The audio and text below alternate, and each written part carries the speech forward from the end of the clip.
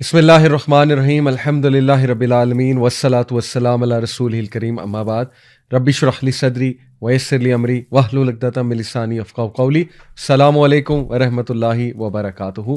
May peace, blessings and mercy of Almighty Allah be on all of you. آپ کو پتہ ہے کہ سورہ کہف کی اتنی امپورٹنس ہے کہ اللہ کے نبی صلی اللہ علیہ وسلم نے ہماری توجہ اس طرف دلوائی اور ہمیں تلقین کی کہ سورہ کہف کی جو پہلی 10 آیات ہیں اور ایک اور روایت میں آخری 10 روایات کا بھی ذکر آتا ہے کہ جو بھی ان کو میمورائز کرے گا وہ فتنہ دجال سے بچے گا، جو کہ دنیا میں سب سے بڑا آنے والا ایک فتنہ ہے. اور اس کے علاوہ سورہ کہف کی ویسے بھی بہت امپورٹنس ہے، اس کو ہر جمعے کے جمعے پڑھنے کی تلقین کی گئی ہے. اور سورہ کہف کو سمجھنا بہت ضروری ہے، اس کی تھیم کو سمجھنا بہت ضروری ہے، کیونکہ یہ ایک اینٹی ڈوٹ ہے. یہ اینٹی ڈوٹ ہے فتنے کے دور میں فتنوں سے بچنے کے لیے، اور اس میں پراپر گائیڈ لائنز ہیں اس کی سٹوریز میں، اس کی تمام آیات میں. چونکہ اس میں 4 سٹوریز جو ہیں وہ ڈسکس ہوئی ہیں، اور آپ کو پتہ ہے کہ پہلی سٹوری اصحاب کہف کی ہے، دوسری سٹوری جو ہے وہ 2 ایسے لوگوں کی ہے جن کے گارڈنز تھے، ان میں سے ایک متکبر ہو گیا، پرائڈ میں مارا گیا، دوسرا جو ہے وہ ہمبل تھا. So basically the story of man of 2 gardens. اور تیسری جو ہے وہ it is the story of موسیٰ علیہ السلام اینڈ خضر علیہ السلام، دا گریٹ جرنی آف موسیٰ علیہ السلام ود خضر. اور جو 4 سٹوری ہے ذوالقرنین کی ہے، اس میں یاجوج ماجوج کا بھی تذکرہ ہے. تو بڑی انٹرسٹنگ یہ سٹوریز ہیں، اور ہر سٹوری میں ایک منفرد لیسن ہمیں ملتا ہے، اور ہر لیسن کا تعلق جو ہے وہ فتنے کے دور میں جو میں سمجھتا ہوں انٹلیکچوئل چیلنجز آئیں گے مسلمانوں کو، سائیکولوجیکل چیلنجز آئیں گے، ایون جو فزیکل چیلنجز آئیں گے، ان سب کو سامنے رکھتے ہوئے الحمدللہ ہمارے لیے گائیڈ لائنز موجود ہیں. تو اس سے پہلے ہم سورت کا آغاز کریں، میں اس کے کچھ ورچوز اور اس کے کچھ فضائل آپ کے سامنے رکھتا ہوں. کچھ احادیث ہیں. سب سے پہلے یہ الدارمی کی حدیث ہے اور صحیح حدیث ہے، صحیح الجامع میں بھی مینشنڈ ہے. ابو سعید الخدری رضی اللہ عنہ کہتے ہیں کہ whoever reads سورہ کہف on the night of Jum'ah, he will have a light that will stretch between him and the ancient Kaaba. اور ظاہر ہے کہ یہ مرفوع حدیث ہے. اسی طرح ایک اور حدیث ہے حاکم کی البہیقی کی، whoever reads سورہ کہف on the day of Jum'ah will have a light that will shine from him from one Friday to the next. یہ بھی بالکل صحیح حدیث ہے. اور تیسری ابن عمر صلی اللہ عنہ سے مروی ہے کہ اللہ کے نبی صلی اللہ علیہ وسلم نے فرمایا، جو کوئی بھی سورہ کہف جمعے کے دن پڑھے گا، a light will shine for him from beneath his feet to the clouds of the sky. وہ روشنی کی مانند اس کے لیے چمکے گی، اور بلکہ ایک روشنی اس کے لیے چمکے گی جو کہ اس کے فیٹ سے لے کے کلاؤڈز آف سکائی تک جائے گی، اور جو قیامت والے دن بھی اس کے لیے شائن کرے گی. which will shine for him on the day of resurrection and he will be forgiven his sins between the 2 Fridays. سبحان اللہ. جو مائنر سنز اس نے کیے ہوئے ہیں ایک فرائیڈے سے دوسرے فرائیڈے تک، وہ اللہ سبحانہ تعالیٰ معاف کر دیں گے. تو یہ بھی صحیح حدیث ہے. اور اس کے علاوہ اس کی امپورٹنس ابو درداء صلی اللہ عنہ سے مروی ہے، صحیح مسلم کی حدیث ہے کہ اللہ کے نبی صلی اللہ علیہ وسلم نے فرمایا، whoever memorizes 10 verses from the beginning of سورہ کہف will be immune to the false messiah. اور ایک اور روایت میں لاسٹ 10 ورسز کا بھی ذکر آتا ہے. اس کا مطلب یہ ہے کہ خصوصاً پہلی 10 آیات اور لاسٹ 10 آیات کو سمجھنا اور میمورائز کرنا یہ بہت ضروری ہے فتنہ دجال کو سمجھنے کے لیے، کیونکہ اس میں کچھ ایسے لیسنز ہیں جو انشاءاللہ ہم ڈسکس کریں گے، جو انسان کو اسٹرینتھ دیں گے اس فتنے کو جاننے میں بھی، پہچاننے میں، آئیڈینٹیفائی کرنے میں. کیونکہ ہر ایک تو آئیڈینٹیفائی فتنہ دجال کو یا دجال کو کر بھی نہیں پائے گا، اور اس کو میمورائز کرنا اور اس کو ریسائٹ کرنا ڈیورنگ دیٹ ٹائم ان آیات کو. اور انفیکٹ دجال اللہ نہ کرے کو فیس کرے، لیکن دجال سامنے آ جائے تو پھر اس کے سامنے بھی ریسائٹ کرنے کا بائی ہارٹ جس کو یاد ہوگی، اس کا جو ہے وہ بڑا فائدہ ہے. فتنہ دجال کے حوالے سے بھی کچھ میں انشاءاللہ ڈسکس کرنا چاہوں گا، آپ کے سامنے روایات رکھنا چاہوں گا تاکہ اس فتنے کو بھی ہم انڈرسٹینڈ کریں. دیکھیں، دجال کے آنے سے پہلے اس کے لیے ایک ایسی دنیا بنائی جائے گی، اس کے جو ظاہر ہے ساتھی ہیں، جو مددگار ہیں، اوبویسلی جو باطل ہے، وہ ایک سٹیج سیٹ کریں گے. دے ول سیٹ اے سٹیج، اور اس سٹیج میں 2 چیزیں بہت ضروری ہیں، کیونکہ دجال، دا ورڈ دجال is derive from the root word دجل، which means extreme deception, دھوکا. تو ایک تو ایسی دنیا قائم ہوگی which is full of fakeness, fake world اور فیک ویلیوز لوگوں کی, اور گاڈلی ورلڈ آرڈر سے نکل کے لوگ ٹوٹلی اپوزٹ ورلڈ آرڈر پہ آ جائیں گے, اور ہر چیز الٹی ہونے لگے گی. یعنی سچ جھوٹ لگنے لگے گا اور جھوٹ سچ لگنے لگے گا, اور ایکسٹریم پروپیگنڈے کا جو ہے وہ دور ہوگا, اور ایکسٹریم ایلوژنس کا, ہیلوسینیشنس کا دور ہوگا. لوگ ببل میں رہ رہے ہوں گے, فیک لائفز گزار رہے ہوں گے لوگ, اور کمپلیٹلی آخرت سے مطلب انکنسرنڈ, اور بس دنیا دنیا دنیا, اور ایکسیسو مٹیریلزم, سکسیس کی ڈیفینیشن چینج ہو چکی ہوگی اس دور میں. اور لوگ جو ہے وہ ایسی ایسی چیزیں وٹنس کریں گے جو شاید اس دور سے 20-30 سال پہلے ناممکنات میں سے تھیں, لیکن اب وہ نہ صرف ممکنات ہو گئی ہیں بلکہ وہ اس زمانے کے ایتھوز کا حصہ بن جائیں گی. فار ایگزامپل میں آپ کو مثال دیتا ہوں کہ LGBTQ, یعنی آج سے 50 سال پہلے کسی نے سوچا بھی نہیں تھا کہ اس کو پسند کیا جائے گا, پروموٹ کیا جائے گا, حلال کیا جائے گا, اور اس کی ریلیز نکلیں گی اس کی سپورٹ میں. لیکن دیکھ لیں آج یہ سب کچھ ہو رہا ہے, اور بھی بہت کچھ ہو رہا ہے. تو ایک تو اے ورلڈ فل آف فیکنس, اور دوسرا a world full of deception, extreme deception. دیکھیں ڈسیپشن اور لائے میں فرق ہے. جھوٹ پکڑا جاتا ہے, ٹھیک ہے, اگر کوئی جھوٹ بول رہا ہے وہ پکڑا جائے گا. لیکن ڈسیپشن کیا ہے؟ ڈسیپشن ہے کہ کچھ سچ کو مکس کر دیا جائے, کچھ ٹھیک چیزوں کو مکس کر دیا جائے, لیکن زیادہ تر باطل ہو, زیادہ تر جھوٹ ہو. تو دس از ویری ڈینجرس.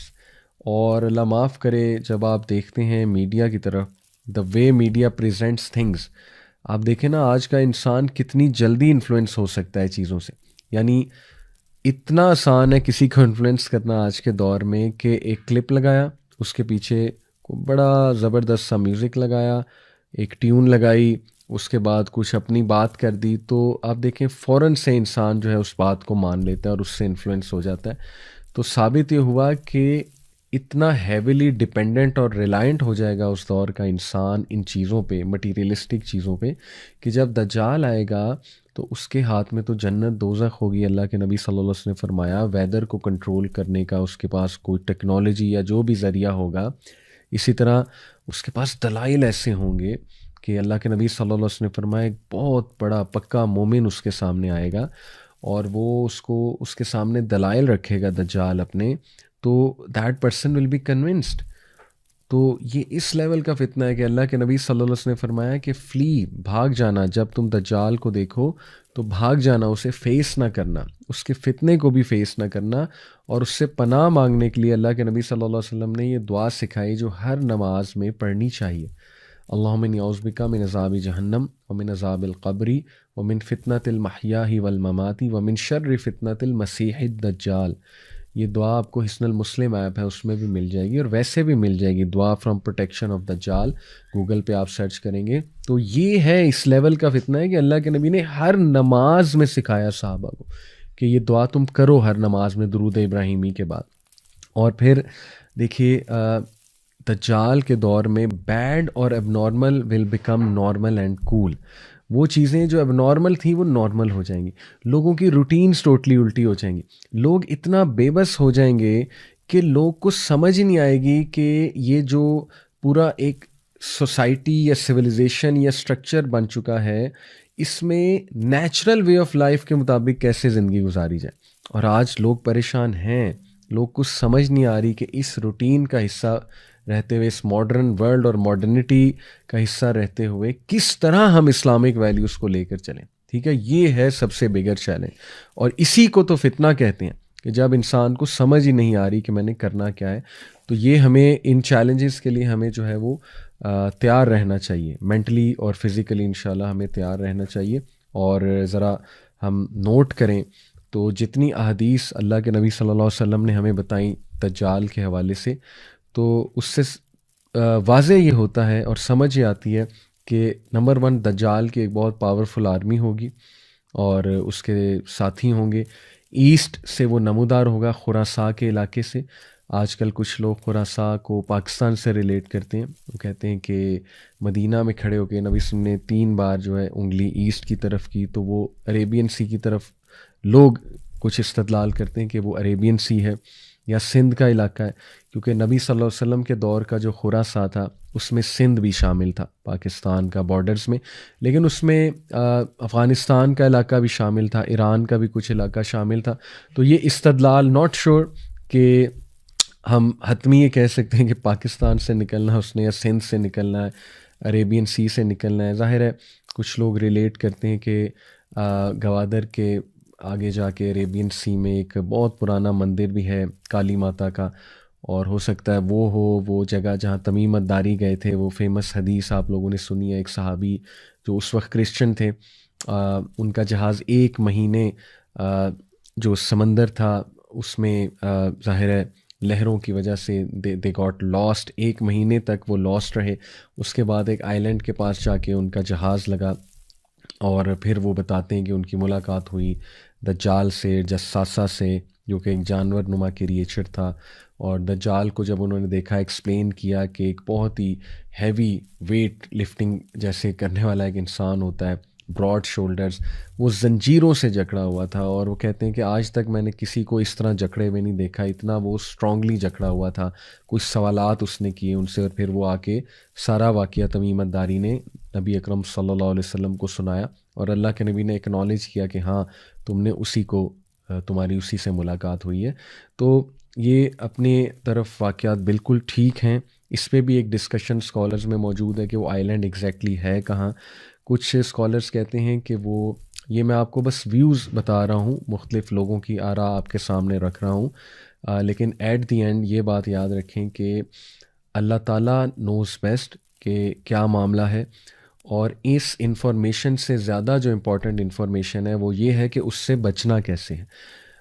اس میں اتنی کھوج نہیں لگانی چاہیے کہ وہ ایگزیکٹلی ہے کہاں، کیونکہ اس کا کوئی فائدہ نہیں ہے، بلکہ فائدہ اس بات کا ہے کہ ایکچولی اس کے فتنے سے بچنا کیسے. تو دیکھیں ایک اسکالرس کے درمیان ڈسکشن موجود ہے.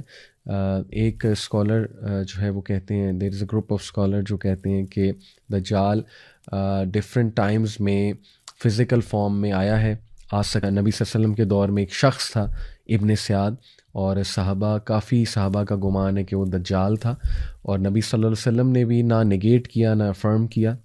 تو اس لیے وہ اسکالرس کہتے ہیں کہ ثابت یہ ہوا کہ دجال اس ٹائم پہ مے بی فزیکل فارم میں وہاں آیا ہو، اور ڈفرینٹ ایجز میں فزیکل فارم میں آتا ہو، لیکن جو باطنی طور پہ ہے وہ اس جگہ پر ہے، اور وہاں سے وہ فزیکلی ٹرانسفارم ہو سکتا ہے. واللہ عالم. یہ ایک ویو ہے، لیکن یہ کہ اگین میں کہوں گا کہ ہمیں زیادہ ان باتوں میں کھوج اتنی لگانے کی ضرورت نہیں ہے.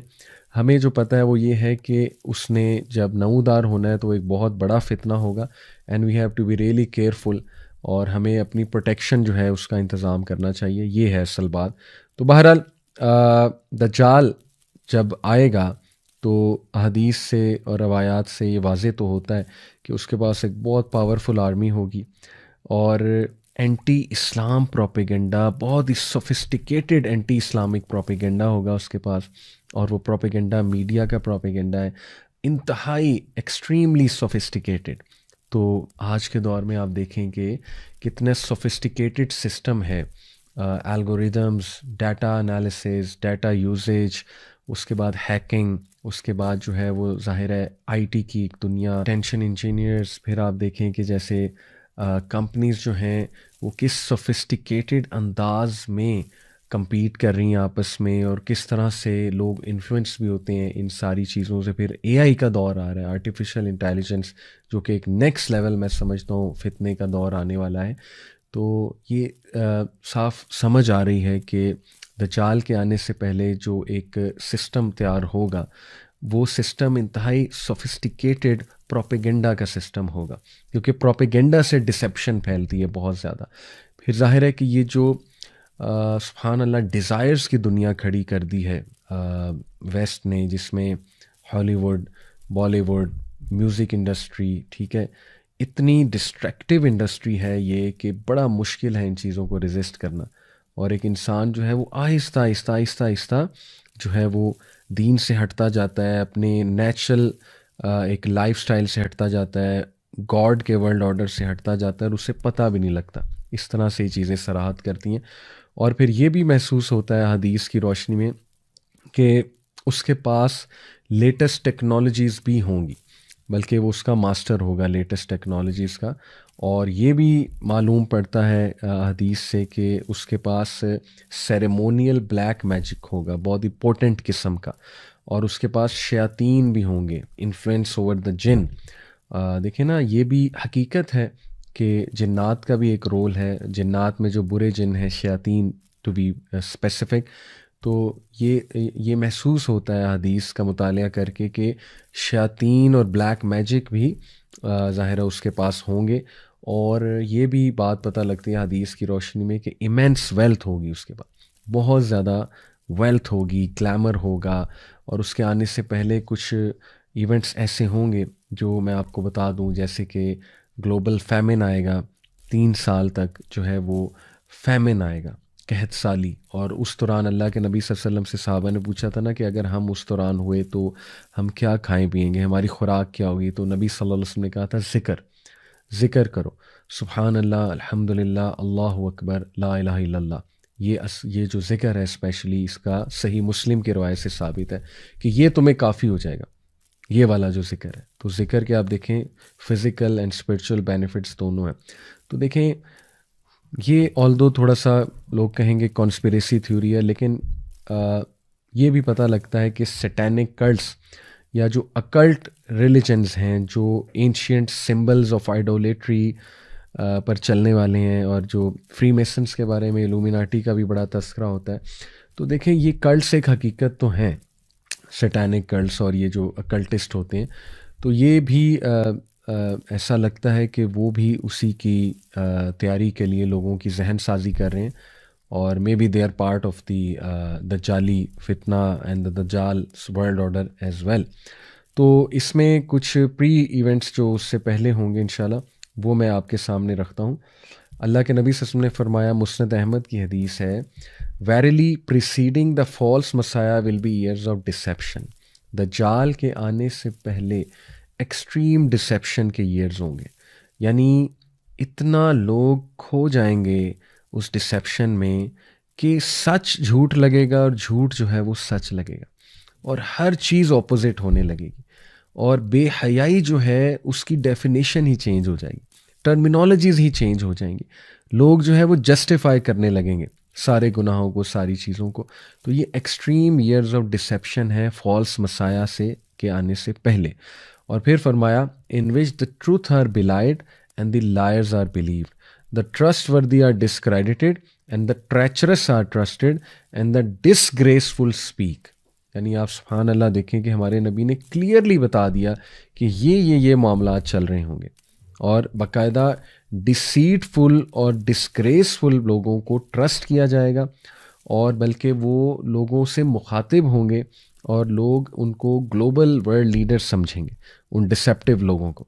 تو سبحان اللہ، اس میں زیادہ ڈیٹیل میں مجھے جاننے کی ضرورت نہیں ہے، آپ لوگ سمجھ جائیں گے بہت اچھے سے، جس کی کچھ نظر ہے ظاہر ہے کرنٹ افیئرس پہ کہ what actually is going to happen. سبحان اللہ.